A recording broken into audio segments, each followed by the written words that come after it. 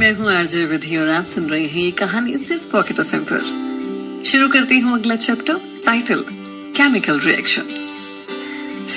आलिया और उसके teachers miss रश्मि और शरद सर आलिया से बात कर रहे थे। वायलिन कंपटीशन के लिए ऑल द बेस्ट कहने के बाद शरद सर ने आलिया को एक मिनी 5 स्टार चॉकलेट दी। आलिया उसको देखकर खुश हो गई और फौरन उसको लेकर बोली थैंक यू सर, और दूसरे हाथ में वो पेपर्स को पकड़े हुए ऑफिस से बाहर चली गई और मन ही मन सोचकर हंस रही थी। लगता है रश्मि मैम को देखकर शरद सर के दिल में भी केमिकल रिएक्शन होने लगता है। अंदर ऑफिस में शरद सर के आ जाने के बाद मिस रश्मि थोड़ी सी नर्वस होकर अपनी सीट पर बिल्कुल सीधी होकर बैठ गई और लैपटॉप पर टाइपिंग करने लगी। उनकी इस बेचैनी को देखकर शरद सर हंस पड़े और अपना वही हाथ उनके चेहरे के बिल्कुल सामने कर दिया। मिस रश्मि ने देखा कि उस हाथ में उनके लिए एक और चॉकलेट थी। आलिया जल्दी से भागकर कंपटीशन वेन्यू पर पहुंची और चेंजिंग रूम में जाकर चेंज करके आई। हालांकि वहां पर सेंट्रल हीटिंग सिस्टम था, लेकिन फिर भी सर्दी का मौसम उस स्लीवलेस ड्रेस को पहनने के लिए सही नहीं था। इस ड्रेस कोड में उसको कपकपी लग रही थी। फिर भी उसने अपने दोनों हाथों को अपनी बाहों से रगड़कर खुद को गर्म करने की कोशिश की। फिर अपना वायलिन केस उठाकर बैक स्टेज की तरफ गई। आधे रास्ते पहुंचकर उसने सुमन को कॉल किया। दूसरी तरफ से उसकी कांपती हुई सी आवाज आई, हेलो आलिया, यार आज मैं नहीं आ पाऊंगी, मुझे तेज फीवर हो गया है, शायद सर्दी की वजह से। आई एम वेरी सॉरी यार ये तेरा फीवर भी ना अभी आना था। आलिया ने फ्रस्ट्रेशन में कॉल डिस्कनेक्ट कर दिया और एक गहरी सांस लेकर सोचने लगी कि अब क्या किया जाए। हालांकि उसको ये पता था कि उसका साथ देने के लिए पार्टनर नहीं होगा और उसको कंपटीशन से बाहर तो नहीं निकाला जाएगा, लेकिन मार्क्स जरूर कम हो जाएंगे। उसने अपनी ड्रेस को समेटा और चेंजिंग रूम का दरवाजा खोलकर बैक स्टेज की सीढ़ियां चढ़ती जा रही थी कि तभी उसके कानों में एक जानी पहचानी आवाज सुनाई दी। क्या बात है आलिया, बड़ी जल्दी में हो, कहीं और भी जाना है क्या? आलिया ने पलट कर देखा तो सामने शमिता और अलीशा दोनों ही खड़ी थी और उनके चेहरों पर शैतानी मुस्कुराहट थी। सुमन के टाइम पर ना आने से आलिया पहले से अपसेट थी और अब अपने सामने खड़ी शमिता और अलीशा दोनों को देखकर आलिया का मूड और भी ज्यादा खराब हो गया था, क्योंकि वो जानती थी कि ये दोनों ही इस वक्त यहाँ पर किसी बुरी नीयत से आए हैं। आलिया, मैंने सुना है तुम्हारी माँ नहीं है ना? अलीशा ने ऐसे पूछा जैसे वाकई ये सवाल पूछना उसके लिए जरूरी हो। उसके सवाल को सुनकर आलिया ने एक गहरी सांस ली। उसको पूरी उम्मीद थी वो दोनों इसी तरह का कोई कमेंट करेंगे, लेकिन ये उम्मीद नहीं थी कि वो दोनों नफरत में इतनी ज्यादा अंधी हो जाएंगे कि उसके अलावा अब उसकी फैमिली उसकी माँ पर घिनौने कमेंट्स करने पर उतर जाएंगे।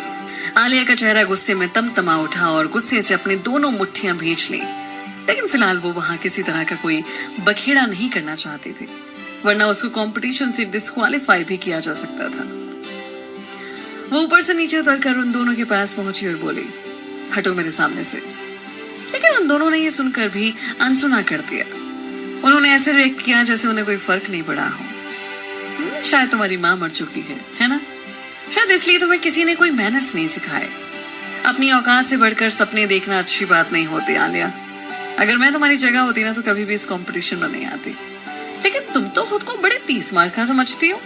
तुम्हें लगता है कि तुम अकेले ही सब कुछ बदल सकती हो, लेकिन तुम्हारा ये सपना बहुत जल्दी ही टूटेगा। और तुम ये जो सिद्धार्थ के दम पर आसमान में उड़ रही हो ना, बहुत जल्दी नीचे जमीन पर आकर गिरोगी। बस तुम्हारे ये पर कटने की देरी है। शमिता ने उसके बालों की लहराती हुई एक लट को अपनी उंगलियों में लपेटकर उससे खेलते हुए कहा। अलीशा भी शमिता की बात से सहमत होकर बोली, बिल्कुल सही कहा शमिता, लेकिन क्या है ना कि कुछ लोग तो इतने ढीठ होते हैं कि उन्हें चाहकर भी कभी शर्म नहीं आ सकती। हम इसका क्या कर सकते हैं? इसी दौरान शमिता ने चुपके से अपना पैर उसकी ड्रेस के निचले हिस्से पर रख दिया, जो उसको गिराने के लिए काफी था, जिसको आलिया ने नोटिस नहीं किया। अगर वो अपनी जगह से आगे बढ़ती तो भले ही उसको ज्यादा चोट नहीं आती, लेकिन उन दोनों के सामने शर्मिंदा जरूर हो जाती और साथ ही अपनी उस वाइट ड्रेस की गंदी हो जाने पर फिर वो कंपटीशन में पार्ट भी नहीं ले पाती। लेकिन तभी अचानक एक जोरदार थप्पड़ की आवाज आई। इससे पहले कि वो आलिया को गिरा पाती, उसने अलीशा के गाल पर भरपूर थप्पड़ जड़ दिया और वो अपना गाल पकड़े हक्की बक्की होकर खड़ी हुई उसकी तरफ देखने लगी। और सिर्फ अलीशा का ही नहीं, बल्कि शमिता का भी मुंह हैरानी से खुला हुआ था। उनको बिल्कुल भी उम्मीद नहीं थी कि उन दोनों से घिर जाने के बाद भी उसमें इतनी हिम्मत बाकी थी कि अकेली ही उनसे भिड़ सकती थी। उसकी कॉन्फिडेंस का लेवल इतना ज्यादा बढ़ चुका था कि उसका सबूत अलीशा के गाल पर मौजूद था। उस पर उसकी 4 उंगलियों के निशान दूर से ही बिल्कुल साफ नजर आ रहे थे और उसका गाल भी सूज कर लाल हो गया था, जिससे ये जाहिर हो रहा था कि उसने कितने फ्रस्ट्रेशन में उसको वो थप्पड़ मारा होगा। अलीशा ने अपने गाल को सहलाते हुए गुस्से में दांत पीसते हुए कहा, हाउ डेयर यू, तुम्हारी हिम्मत कैसे हुई मुझ पर हाथ उठाने की। वो अभी भी उसके ऐसे रिएक्शन का यकीन नहीं कर रही थी, लेकिन इस बार आलिया पर उसकी गीदड़ धमकी का जरा सा भी असर नहीं हुआ, बल्कि वो तो उसको और भी चढ़ाते हुए बोली, अगर मेरे हाथ उठाने से तुम्हारे आत्मसम्मान को ठेस पहुंची है तो कहो, मैं तुम पर हाथ की जगह लात उठा दूं। आलिया के इन शब्दों ने अलीशा के गुस्से की आग में घी पड़ने जैसा काम किया और उसने भी उस पर हाथ उठाना चाहा, लेकिन 2 स्टेप्स ऊपर खड़ी आलिया के चेहरे तक उसके हाथ का पहुंचना आसान नहीं था, जिससे वो आसानी से बच सकती थी। उसने बीच में ही अलीशा का हाथ रोक लिया और बोली, क्या तुम झगड़ा करना चाहती हो? मुझे इसमें कोई प्रॉब्लम नहीं है, लेकिन मेरी फैमिली पर अगर एक भी कमेंट किया तो ऐसा हाल कर दूंगी कि आईने में देखकर खुद को पहचान नहीं पाओगे। ये कहते हुए उसने उसके हाथ को पीछे झटक दिया। आलिया के लिए उसकी फैमिली बहुत ही इंपॉर्टेंस रखती थी। अगर किसी खरगोश को भी बार बार इरिटेट किया जाए तो वो भी पलटकर काट ही लेता है। आलिया तो फिर भी एक इंसान थी। वो कभी भी अपनी माँ से नहीं मिली थी। जब वो छोटी सी थी ना, तभी आस पड़ोस के लोग कहते थे कि उसका किसी और के साथ कोई अफेयर था और वो अपनी फैमिली को छोड़ गई। कुछ कहते थे कि उसकी माँ पैसों को ज्यादा वैल्यू दिया करती थी, इसलिए प्रशांत कपूर जैसे सीधे साधे मामूली आदमी के साथ अपने बच्चों को भी छोड़कर चली गई। बचपन से ही इन सब बातों का उस पर ऐसा नेगेटिव असर पड़ा था कि जब भी आसपास के बच्चे उसको उसकी माँ के बारे में चिढ़ाते थे तो वो बिल्कुल भी बर्दाश्त नहीं कर पाते थे और अपना आपा खो दिया करती थी। फिर उन बच्चों को पत्थर या किसी भी चीज से मारकर उनको बुरी तरह घायल कर दिया करती थी। अक्सर उनके पेरेंट्स प्रशांत जी के पास जाकर उनकी बेटी की शिकायतें करते थे, लेकिन फिर भी आलिया वैसे ही रहती और अपनी माँ के बारे में कुछ भी कहने वाले को कड़ा जवाब दिया करती। माँ, इस शब्द ने आलिया के छोटे से मन पर ऐसा असर डाला कि अब किसी की भी हिम्मत नहीं थी कि उसके सामने उसकी माँ पर कोई भी नेगेटिव कमेंट करके आसानी से नहीं जा सकता था।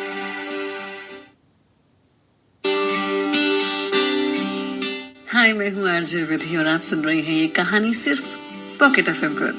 शुरू करती हूँ अगला chapter, title superhit performance. Alisha की हालत देखकर शमिता थोड़ा पीछे हट गई। उसकी हिम्मत नहीं थी कि आलिया की सुलगती हुई लाल आंखों का सामना कर सके।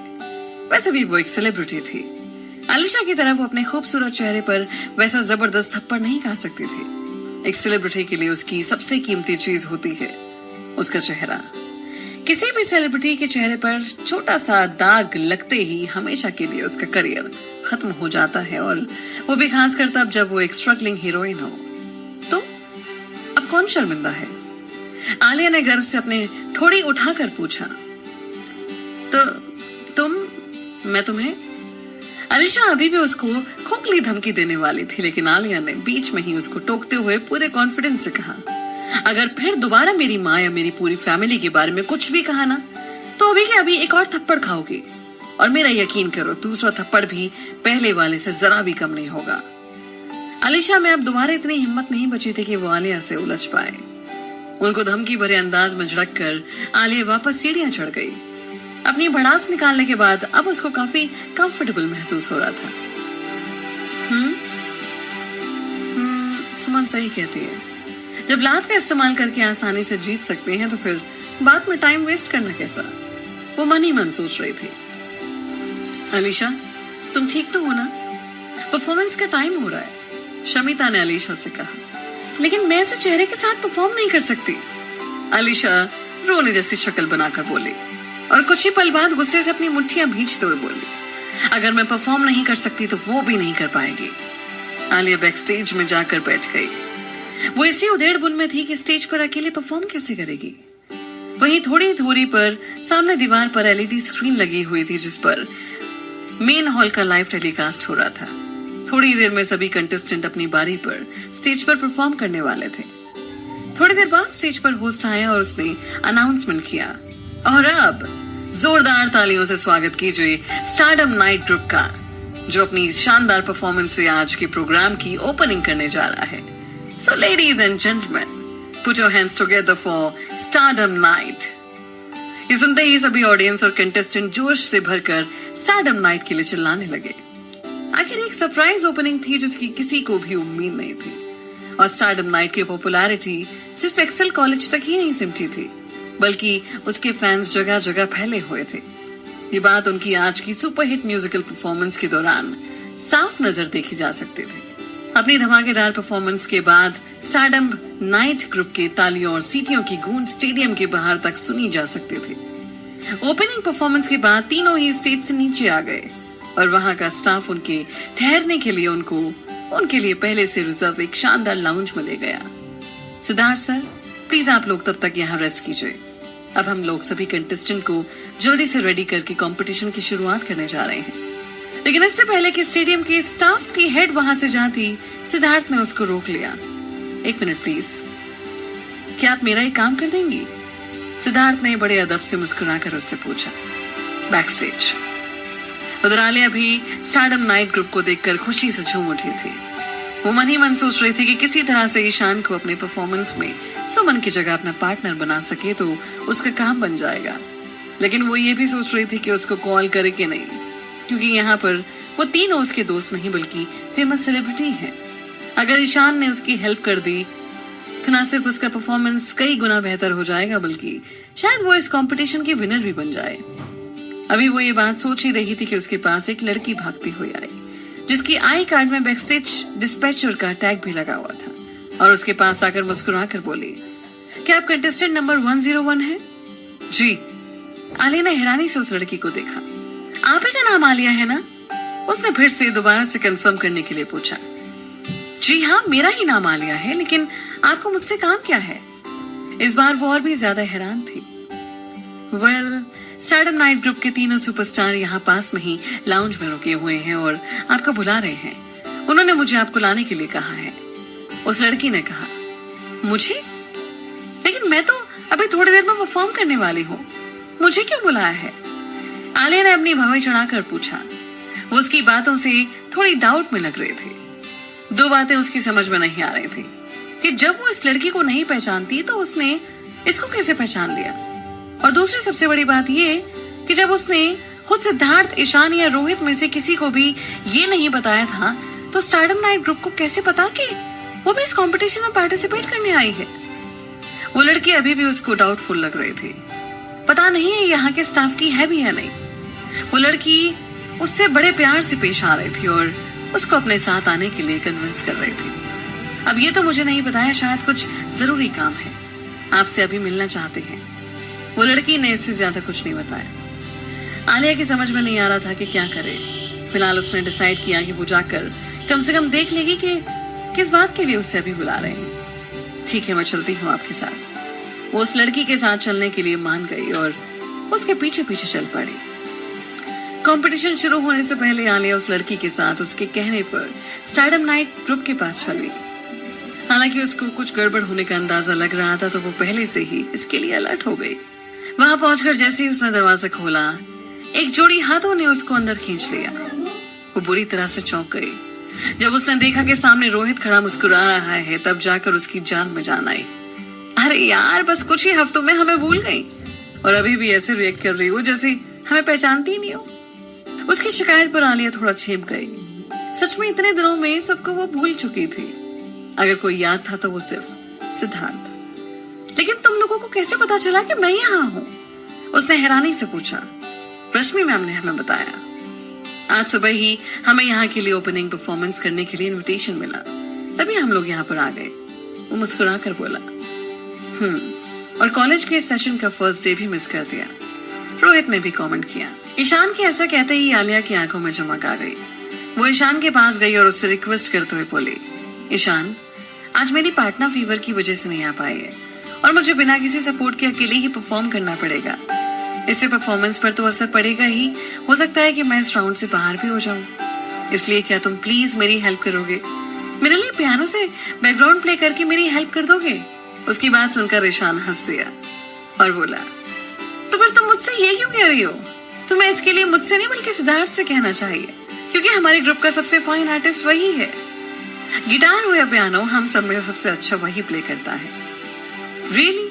ईशान की बात सुनकर आलिया हैरानी से सिद्धार्थ की तरफ देखते हुए बोले, इसका मतलब तुम शायद जानती नहीं आलिया, मैं गिटारिस्ट और पियानिस्ट जरूर हूँ, लेकिन मुझे इसमें परफेक्ट सिद्धार्थ नहीं बनाया है। एक तरह से वो हम दोनों का ही टीचर है, जिसने हम दोनों को ही एवरेज से बेटर बनाया है।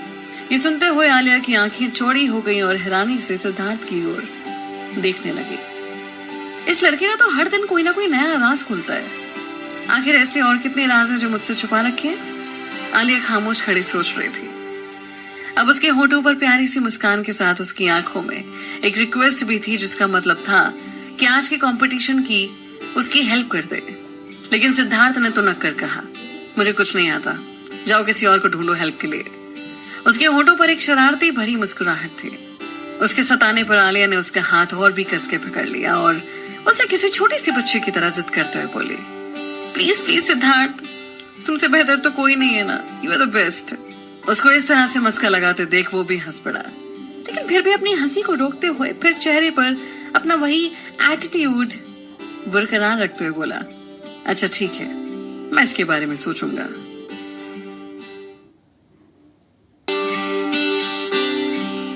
हाय, मैं हूँ आरजे विधि और आप सुन रहे हैं ये कहानी सिर्फ पॉकेट एफएम पर। अब चलिए कहानी को आगे बढ़ाते हैं, शुरू करते हैं अगला chapter, title real partner. Rohit दूर से ही सिद्धार्थ और आलिया का ये रूठना मनाना देख रहा था। फिर वो ईशान के पास जाकर बोला, यार हमेशा सिद्धार्थ जैसे लड़कों को आलिया जैसे लड़की कैसे मिल जाती है जो उसकी कदर ही नहीं करता? सच में यार, ये दुनिया बड़ी जालिम है। ईशान ने उसको थोड़ी हैरानी से देखकर बड़े आराम से पूछा, तो लगभग हर महीने किसी न किसी के साथ ब्लाइंड डेट पर जाता है, तू कब से सिंगल हो गया? उसके सवाल से रोहित थोड़ा हड़बड़ा गया और चुपचाप सोफे पर जाकर बैठ गया। लाउंज के सेंट्रल हीटिंग सिस्टम में कुछ प्रॉब्लम हो गई थी, जिससे वो ठीक से काम नहीं कर रहा था। स्लीवलेस ड्रेस पहने हुए आलिया को फिर से ठंड लगने लगी और वो अपने हाथों को अपनी बाहों से रगड़कर उनको गर्म करने की कोशिश कर रहे थे। क्या तुम्हें ठंड लग रही है? सिद्धार्थ ने पूछा। आलिया ने हाँ में सर हिलाया और उसने अपने जैकेट उतारकर उसके कंधों पर पहना दिया और उसके छोटे हाथों को अपने हाथों में लपेटकर उनको फूंक कर गर्म करने की कोशिश करने लगा। सिद्धार्थ के नजदीक होने पर गर्माहट का ये एहसास उसको बहुत सुकून दे रहा था। उसका अपने लिए ये प्यार और केयर देखकर उसके होठों पर एक मुस्कान आ गई। अभी उसकी नजर उसकी डार्क ब्लू पैटर्न वाली ब्लैक कलर की टाई पर गई, जो उसने उसको तब दी थी जब वो उसके दादा दादी से मिलने गई थी। उस व्हाइट शर्ट पर वो टाई बिल्कुल मैच कर रही थी और बेहद खूबसूरत लग रही थी। आलिया को यह देखकर बहुत अच्छा लगा कि उसने उसके इस छोटे से गिफ्ट को इतनी अहमियत दी कि उसने उसको इस खास मौके पर पहनना समझा। आलिया के होठों पर एक प्यारी सी मुस्कुराहट आ गई। जब तुम ऐसे बिना किसी वजह के हंसती हो ना, तो बिल्कुल बेवकूफ लगती हो।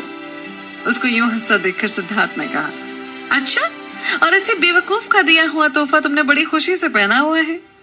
आलिया ने उसकी टाई की तरफ इशारा करते हुए कहा, अरे ये तो मैंने बस यूं ही पहना हुआ है। मेरे दोस्तों ने कहा कि टाई से लड़कियां बहुत इम्प्रेस हो जाती हैं, इसलिए उन पर इम्प्रेशन जमाने के लिए ना मैंने सीधे ये सोचा कि ये टाई ट्राई करता हूँ। बेटा, मुझे इसको पहनने की क्या पड़ी है? सिद्धार्थ ने उसको चिढ़ाते हुए कहा। अच्छा ये बात है, तो लाओ वापस करो, ये मैं बाद में अपने उस चाहने वाले को दे दूंगी जिसने मेरे लिए गिफ्ट की कहीं ज्यादा कदर हो। बदले में आलिया ने भी उसको उसी तरह चिढ़ाते हुए कहा। तो कितने चाहने वाले हैं तुम्हारे? सिद्धार्थ ने भवें चढ़ाते हुए पूछा। फिलहाल तो बस यही एक है। मुस्कुराते हुए आलिया ने उसके गले में अपनी बाहें डाल दी। थोड़ी देर बाद दरवाजे पर किसी ने नॉक किया। ईशान ने उठकर दरवाजा खोला तो देखा कि कॉफी के ट्रे हाथ में लिए हुए वहां स्टाफ की एक लड़की मुस्कुराते हुए खड़े थे। मैं कम इन सर? उसने बहुत पोलाइटली पूछा। ईशान ने उसको अंदर आने दिया। लेकिन हमने तो कुछ भी ऑर्डर नहीं किया था। सिद्धार्थ ने पूछा। सर, ये हमारी तरफ से कॉम्प्लीमेंट्री है, उसने मुस्कुराते हुए कहा। आलिया को ऐसा लग रहा था कि उसने पहले भी इस लड़की को कहीं देखा था, लेकिन कैप की वजह से वो उसको पहचान नहीं पा रही थी। उस लड़की ने चारों को अलग अलग कॉफी सर्व की और मुस्कुराते हुए बाहर चली गई। तुम्हें ठंड लग रही थी ना आलिया, अब ये कॉफी पी लो, इससे तुम्हें अच्छा महसूस होगा, ईशान ने मुस्कुराते हुए कहा। आलिया ने भी मुस्कुराते हुए सहमति से सर हिलाया और जल्दी जल्दी उसके कप से कुछ सिप ले लिए। वाकई में उसको पीते ही उसके हाथ पैरों में कुछ गर्माहट का एहसास हुआ। अब वो पहले से काफी बेहतर महसूस कर रही थी। लगभग आधे घंटे बाद स्टाफ की तरफ से एक दूसरी लड़की आई और बताया कि अब कंटेस्टेंट नंबर 101 का टर्न आ गया है। आलिया ने अपना केस खोला और उसमें से अपना स्लीक सा वायलिन निकाला और अपने चेहरे पर कॉन्फिडेंस से भरे एक स्माइल दिखाते हुए बोली, अब तुम भी शराफत से मेरे साथ चल रहे हो या नहीं? वो उसको किसी तलवार की तरह वायलिन का बो दिखाकर धमकाते हुए बोली। उसकी क्यूट सी धमकी देकर सिद्धार्थ मुस्कुराया और खड़े होकर उसके साथ चल दिया। तभी अचानक उसका चेहरा हल्का पीला पड़ गया और उसका दिल तेजी से धड़कने लगा। उसको लगा कि शायद कंपटीशन से पहले की नर्वसनेस की वजह से उसको ऐसा लग रहा था। फिर उसने अपने मन को समझाया कि सिद्धार्थ के साथ होने से अब उसके फेवर में ही होगा सब कुछ। सिद्धार्थ के साथ में होते हुए उसको किसी भी तरीके की फिक्र करने की कोई जरूरत नहीं होती। क्या हुआ आलिया, एनी प्रॉब्लम? सिद्धार्थ ने उसका मुरझाया हुआ चेहरा देखकर पूछा, लेकिन आलिया ने मुस्कुराते हुए सर हिलाकर कहा, कुछ भी तो नहीं, मैं ठीक हूँ। हाँ, बस थोड़ी नर्वस हूँ। स्टेज पर आने के लिए जब उसका नाम अनाउंस हुआ तो उसने एक गहरी सांस ली और ऊपर चढ़ी। स्टेज पर चढ़ते ही स्पॉटलाइट उसके ऊपर पड़ी। वो बिल्कुल ऐसी लग रही थी जैसे रात के आसमान से एक चमकता हुआ सितारा जगमगा रहा हो। बंजर से रेगिस्तान में एक खूबसूरत सी कली खिल गई हो। सिद्धार्थ भी उसके साथ साथ स्टेज पर आ गया। जैसे ही सभी ने आलिया के साथ बैकग्राउंड स्कोर के पार्टनर के लिए सिद्धार्थ को देखा तो सभी के चेहरे खिल उठे और उन्होंने उन दोनों के लिए जोर जोर से चीयरिंग शुरू कर दी। अभी कुछ देर पहले अपनी फेवरेट आइडल को गिटार पर जबरदस्त परफॉर्मेंस देने के बाद अब एक बार फिर उसको एक पियानिस्ट के अवतार में अपने सामने देखना बेहद रोमांचित कर रहा था। उस व्हाइट शर्ट की फोल्डेड स्लीव्स और लूज टाई में बेहद हैंडसम दिख रहा था वो। थोड़ी देर बाद उसने साइड में जाकर पियानो के लिए अपनी पोजीशन ली और आलिया अपने वायलिन के साथ स्टेज के सेंटर में आई और जजेस के सामने हल्का सा झुककर उनका अभिवादन किया और उनका इशारा होते ही वायलिन बजाना शुरू किया। जैसे ही म्यूजिक बजना शुरू हुआ सभी बिल्कुल शांत हो गए। सिद्धार्थ ने पियानो की एक सॉफ्ट सी ट्यून प्ले की। उस लाइट म्यूजिक की 8वीं बीट्स पर आलिया ने बेहद खूबसूरती के साथ बीथोवन की लेजेंड ट्यून फ्यूर एलाइज पर वायलिन बजाना शुरू किया। दोनों ही म्यूजिकल इंस्ट्रूमेंट्स की जुगलबंदी ने जैसे समा बांध दिया था। लोग उस म्यूजिक में पूरी तरह खो गए थे और सबसे खास बात कि तीनों जजेस के चेहरे की मुस्कुराहट बता रही थी कि वो भी उसकी इस परफॉर्मेंस से काफी इंप्रेस नजर आ रहे थे। बस सिर्फ एक हल्की सी कमी लग रही थी। वो बिल्कुल परफेक्ट वायलिन बजा रही थी, बस उसके चेहरे पर थोड़ी सी और मुस्कुराहट होनी चाहिए थी। हालांकि बैकग्राउंड स्कोर में पियानो का भी कोई जवाब नहीं था। वो दोनों ही किसी प्रोफेशनल म्यूजिशियन की तरह म्यूजिक प्ले कर रहे थे। वाह यार, मुझे नहीं पता था कि आलिया इतना अच्छा बजाती है। बस कुछ दिनों की प्रैक्टिस में ही वो हम लोगों की तरह एक प्रोफेशनल आर्टिस्ट बन जाएगी। रोहित भी उसकी वायलिन स्किल से इंप्रेस होकर बोला। ईशान भी उसकी बात से सहमत होकर बोला, सच में मैंने कभी नहीं सोचा था कि हमारा म्यूजिक वायलिन बेस पर भी इतना शानदार होगा। आलिया सच में बहुत ही कॉम्पिटिटिव प्लेयर है। अगर वो इस राउंड में फर्स्ट नहीं भी आए तो भी टॉप 3 में तो पक्का आ जाएगी। लेकिन बाकी जजेस के अलावा ईशान की पैनी नजरों ने भी देखा कि कुछ तो गड़बड़ लग रही है। सिद्धार्थ के पियानो के साथ शानदार जुगलबंदी के बाद भी उसके चेहरे के एक्सप्रेशन किसी प्रोफेशनल प्लेयर जैसे नहीं लग रहे थे।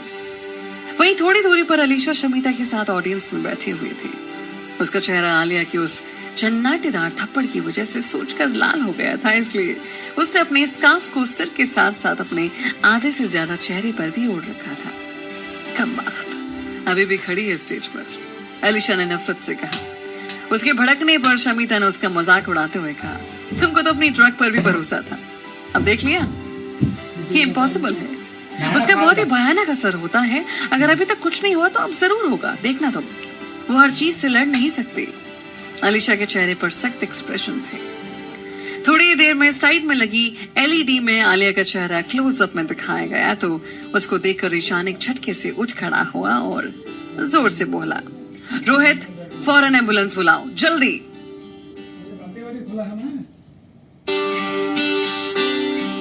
हाय, मैं हूँ आरजे विधि और आप सुन रहे हैं मुझे सिर्फ पॉकेट एफएम पर। इस कहानी को आगे बढ़ाती हूँ, शुरू करती हूँ अगला चैप्टर। टाइटल है घातक जहर। स्टेज पर अभी भी फ्लो में म्यूजिक बज रहा था। एक उदासी भरी धुन थी जो स्टेज पर मौजूद उस जोड़े की जुगलबंदी से रोमांटिक ट्यून में बदल गई थी। हर कोई उस धुन की गहराई में खो गया था कि तभी अचानक आलिया के वॉयलिन से निकलती हुई धुन बिल्कुल बदल गई और एक पल के लिए सॉफ्ट ट्यून की जगह बेहद खराब कर्कश आवाज निकली और दूसरे ही पल आलिया एकदम से बेहोश होकर वहीं स्टेज पर लड़खड़ा कर गिर गई। उसके गिरते ही ऑडियंस में सभी चीखने लगे और जजेस भी घबरा कर खड़े हो गए। पास ही पियानो बजा रहे सिद्धार्थ ने जैसे ही ये देखा तो उसके चेहरे का रंग उड़ गया। उसको ऐसे लगा जैसे उसके दिल ने धड़कना बंद कर दिया हो। वो ऐसे भागकर उसके पास पहुंचा जैसे उसके पैरों में पंख लग गए हो। आलिया की आंखें बंद हो रही थी। उसको उसकी शर्ट से आती एग्जॉटिक परफ्यूम की मदहोश कर देने वाली खुशबू आए। ये देख करके सिद्धार्थ ने उसको अपनी बाहों में थाम रखा है। उसके चेहरे पर मुस्कुराहट की एक हल्की सी लकीर उभरी। उसको चारों तरफ शोर शराबे की हल्की सी आवाजें आती हुई सुनाई दी और दूसरे ही पल उसकी आंखों के सामने अंधेरा छा गया और वो उसकी बाहों में निढाल होकर लुढ़क गई और बेहोश हो गई। हॉस्पिटल। ईशान ने सिद्धार्थ की तरफ देखा। वो आलिया के बेड के सिरहाने के पास बैठा था और उसका हाथ अपने हाथों में थाम रखा था। आलिया के बेहोश होने से पहले ईशान ने ही उसका चेहरा देखकर कुछ गड़बड़ महसूस की थी और रोहित से फौरन एम्बुलेंस बुलाने के लिए कहा था। लेकिन सिद्धार्थ, जो कि लगभग हमेशा ही बिल्कुल शांत रहता था, आज पहली बार आलिया को लेकर इतना बदहवास होकर उसको अपनी बाहों में उठाए भागता हुआ एम्बुलेंस तक लेकर आया और तब से उसके पास ही बैठा था। उसके चेहरे पर ऐसे खतरनाक एक्सप्रेशन आ रहे थे जैसे वो अपने आसपास किसी का भी मर्डर कर देगा। तब से लेकर अब तक वो किसी शांत ज्वालामुखी की तरह बैठे हुए एकटक उस बेहोश आलिया को ही देखे जा रहा था जो किसी के भी छेड़े जाने पर फट सकता था। खुशकिस्मती से ये हॉस्पिटल स्टेडियम के पास में ही था और उसके दादाजी की कंपनी ओबरॉय फाउंडेशन से उसको चलाने के लिए फंड देती थी और वहां के फिजिशियन इंचार्ज सिद्धार्थ को बहुत अच्छी तरह से जानते भी थे। वो आलिया के मेडिकल रिकॉर्ड की फाइल लेकर ईशान के पास आए और बोले, मिस्टर ईशान, क्या ये लड़की सिद्धार्थ की गर्लफ्रेंड है? ईशान ने हाँ में सर हिलाया। बेचारी लड़की। अब ये तो नहीं पता कि ये ड्रग इसने खुद ली है या किसी और ने इसको दिया है, लेकिन समझ में नहीं आता कि ये ड्रग इसको मिली कहाँ से। डॉक्टर ने गहरी सांस लेकर कहा। डॉक्टर की बात सुनकर ईशान घबरा गया। डॉक्टर, ये आप किस ड्रग की बात कर रहे हैं? उसने हैरानी से पूछा। डॉक्टर का चेहरा सीरियस हो गया। आलिया के ब्लड टेस्ट रिपोर्ट में है कि उसने अपनी म्यूजिकल परफॉर्मेंस से एसिटामिनोफेन ड्रग ले ली है। ये एक बेहद घातक ड्रग है, इसलिए लगभग सभी देशों में बैन भी है। फिर भी बहुत से लोग स्ट्रीट रेसलिंग या बाकी इलीगल स्पोर्ट्स में एक्स्ट्रा स्टेमिना बढ़ाने के लिए इसको लेते हैं। ये ब्लड प्रेशर और बाकी सेंसिटिव हार्मोन्स को बूस्ट करके कुछ देर के लिए आदमी को सुपरमैन तो बना देता है, लेकिन इसका बहुत ज्यादा नेगेटिव असर बॉडी पर पड़ता है। जैसे घातक बीमारियां, ये पैरालिसिस, या अगर बॉडी ज्यादा स्ट्रांग नहीं है तो हाइपर एंजाइटी की वजह से जान भी जा सकती है। मुझे डर है कि अगर आलिया ने इसको जानबूझकर लिया है तो न सिर्फ उसकी हेल्थ को बहुत ज्यादा रिस्क है, बल्कि एक बैन ड्रग का इस्तेमाल करने की वजह से उसका म्यूजिक करियर भी खत्म हो सकता है। डॉक्टर की बात सुन के ईशान बिल्कुल सन्न रह गया। वो इस बात का मन ही मन शुक्रिया अदा कर रहा था। अच्छा हुआ डॉक्टर ने सब सिद्धार्थ को नहीं बताया था, वरना वो किस तरह से रिएक्ट करता ये इमेजिन करना मुश्किल है। लेकिन सोचने वाली बात यह है कि ड्रग आलिया को आखिर किसने दिया।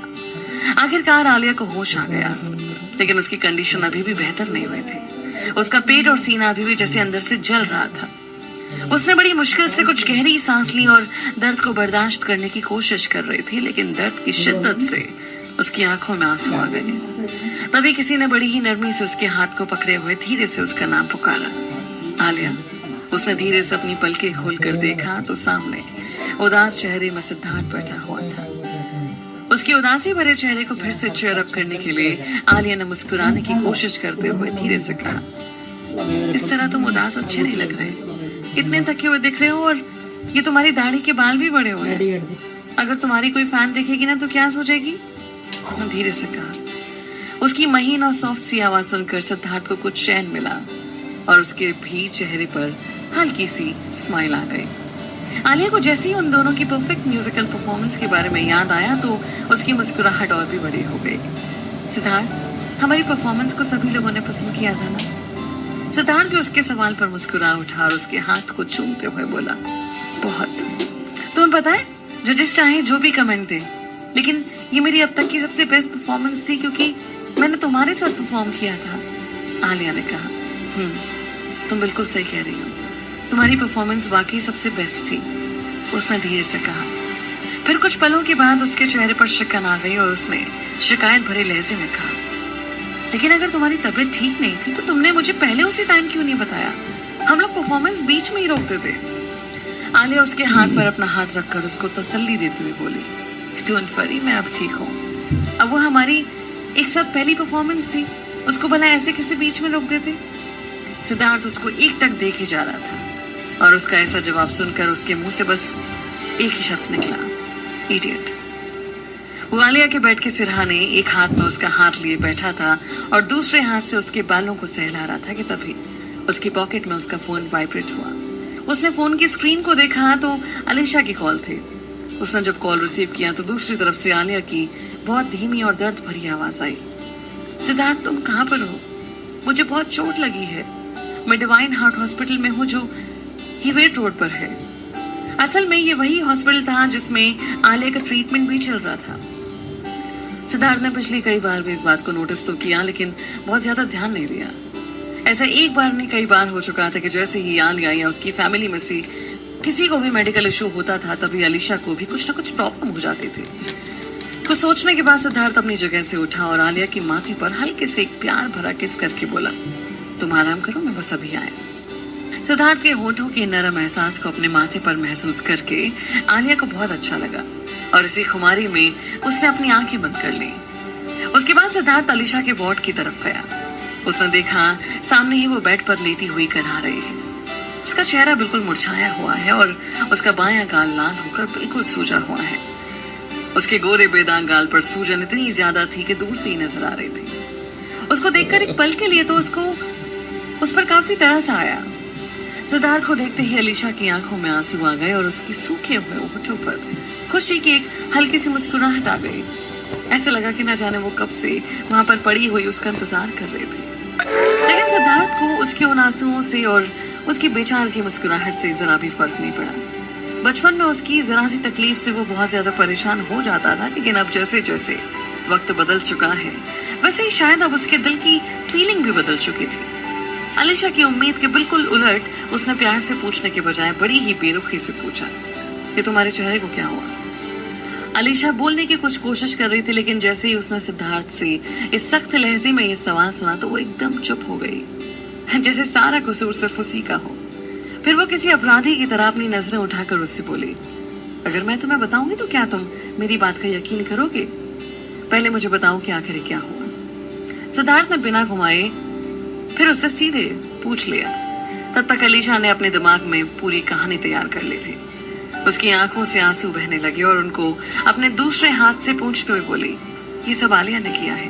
मुझे नहीं पता कि उसको मेरी कौन सी बात बुरी लगी या मैंने उसको नाराज कर दिया और उसने मेरे चेहरे पर बुरी तरह से मारा, लेकिन मुझे पता है कि वो तुम्हारे लिए मुझसे ज्यादा अहमियत रखती है, इसलिए मैं उसको कोई ब्लेम नहीं कर रही हूँ।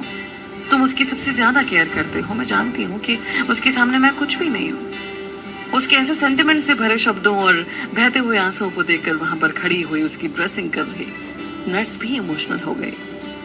बेटा फिर तो ये तुम्हारी गर्लफ्रेंड की ही गलती है। तुम्हारी गर्लफ्रेंड तो बहुत ही दुष्ट लड़की है। आई एम सॉरी, पर मुझे ऐसा नहीं कहना चाहिए और ना ही तुम्हारे किसी मामले में पड़ना चाहिए, लेकिन ये जो इस बेचारी लड़की का हाल जैसे तुम्हारी गर्लफ्रेंड ने किया है ना, इससे मुझे इतना महसूस होता है कि तुम्हें कम से कम नैतिकता के नाते अपनी गर्लफ्रेंड से माफी तो मंगवानी ही चाहिए। अपने लिए नर्स की हमदर्दी देखकर अलीशा ने अपने चेहरे को ऐसे बना लिया जैसे जमाने भर का दुख सिर्फ उसी का हो। वो उसके सामने और भी अच्छी बनते हुए बोली, अरे नहीं नहीं, माफी की कोई जरूरत नहीं है, वैसे भी ये मेरी गलती तो थी। मैं जैसे ही ठीक हो जाऊंगी उसके पास जाकर मैं खुद उससे माफी मांग लूंगी और मैं तुमसे भी माफी मांग रही हूँ सिद्धार्थ। इतने साल बाद अब मुझे तुम्हारी लाइफ में वापस नहीं आना चाहिए था। अगर मुझे पता होता कि मेरे वापस आने से तुम्हें परेशानी होगी तो मैं कसम खाकर कहती हूँ कि सिद्धार्थ मैं कभी वापस ना आती।